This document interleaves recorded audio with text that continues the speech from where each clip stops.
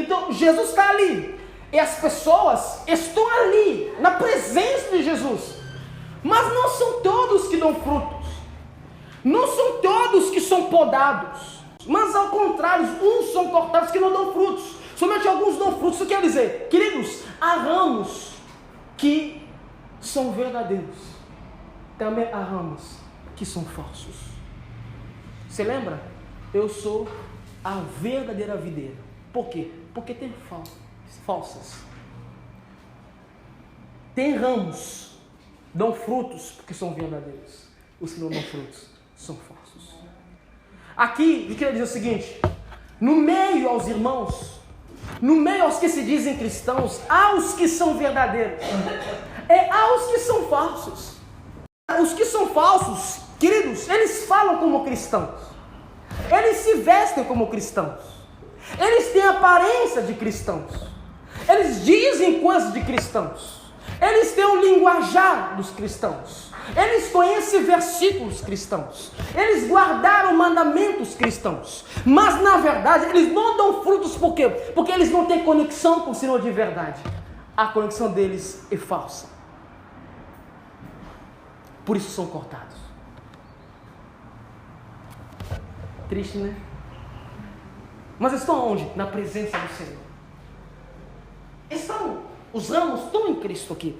Estão todos conectados. Na presença dele. Tanto os verdadeiros quanto os falsos estão ali. Os ramos saíram da videira. Mas há os falsos, há os verdadeiros. Por isso, queridos, eu falo isso não por inveja, não, de outros não, que tem ministério grande, que cresceu, não é inveja não. Mas eu bato na tecla porque o que nos salva é o conhecimento de Cristo Jesus. Não adianta estar em um lugar grande e você não ter o conhecimento básico da fé e conseguir caminhar de verdade em Cristo Jesus. Não é inveja não. Tem igrejas que são grandes que honram porque tem palavras de verdade. Olha o que diz, olha, vocês são limpos. Por quê? Pelas palavras que vocês já foram podados. A quem está falando isso? Aos discípulos. Porque eu tenho ensinado vocês, por isso vocês estão limpos. Os que têm a verdade são limpos, são sinceros e verdadeiros. Os que não têm a verdade, infelizmente, são falsos.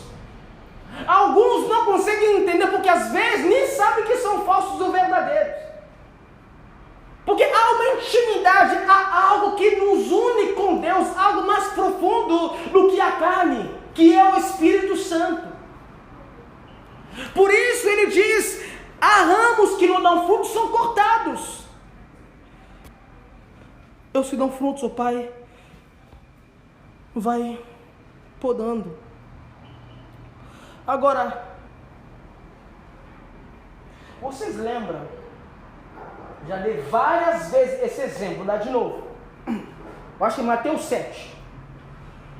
Naquele dia, viram alguns dizendo, Senhor, Senhor, profetizamos o teu santo nome. Sim, dom de profecia. Expulsamos o demônio, autoridade sobre o demônio. Fizemos milagres, dom de cura. O que ele respondeu? Apartai-vos de mim, porque eu nunca vos conheci, vocês que praticam iniquidade. Mas espera aí, eles não curaram? Eles não pregaram?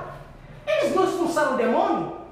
Eles estavam na presença da videira. Eles estavam na videira, mas eram falsos.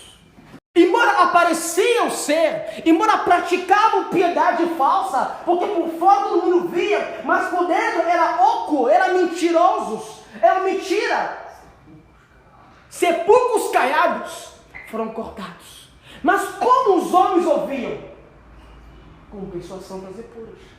Mas o Deus que vê o interior sabia que não eram verdadeiros.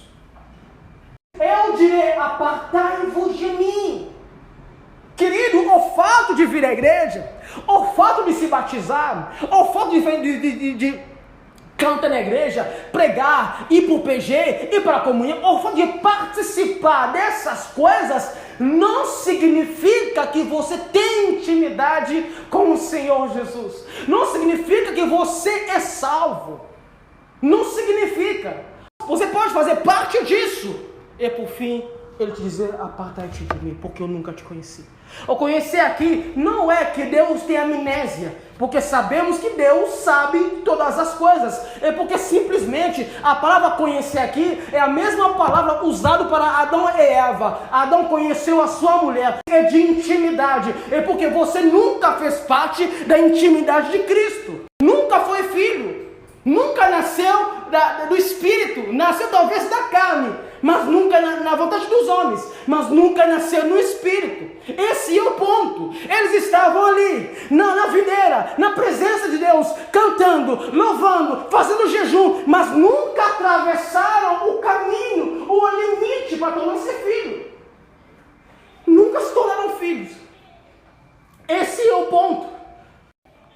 Hoje é tão difícil porque as pessoas não estão se preocupando em que os irmãos se tornem filhos, mas estão se preocupando que os irmãos mudem de vida, se tornem prósperos.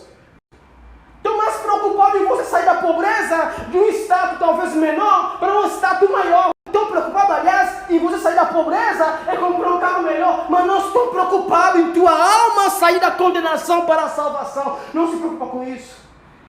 Estão preocupados em você entrar de chinelo e sair de tênis, entrar de jeans e sair de terno, entrar de bicicleta e sair de carrão. Se você sair assim, então Deus fez, mas não estou preocupando se vocês têm uma comunhão com Deus. Se você entende que é um pecador que precisa da ação, que você precisa confessar, que você precisa abrir mão dos seus pecados, não se importa com viver em santidade, não se importa em abrir mão daquilo que Deus não aprova, não se importa de abrir mão daquilo que Deus condena, mas para eles Deus se limita a uma coisa: Deus é amor. Isso é a falsidade dissimulada.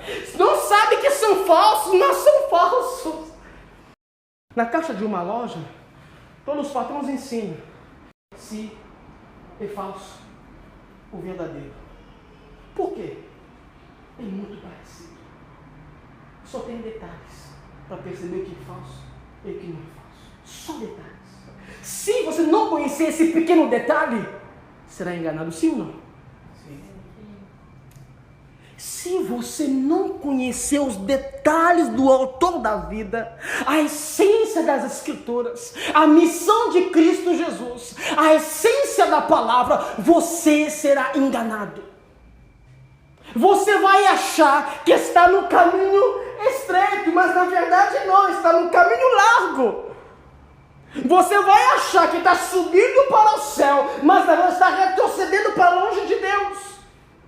Por quê? Porque muitas vezes nós temos a preguiça de conhecer Dudu, nós temos a preguiça de nos debruçar, nós temos a preguiça de orar, nós temos a preguiça de ler, nós temos a preguiça de compreender, de pesquisar, mas nós temos a disposição às vezes de ir para o culto, de conversar com o pastor, de pedir um conselho, mas quando tange, separa 30 minutos, 20, para poder se ajoelhar, clamar, pedir, chorar perante o Senhor pela sua vida, nós não conseguimos, nós não temos tempo.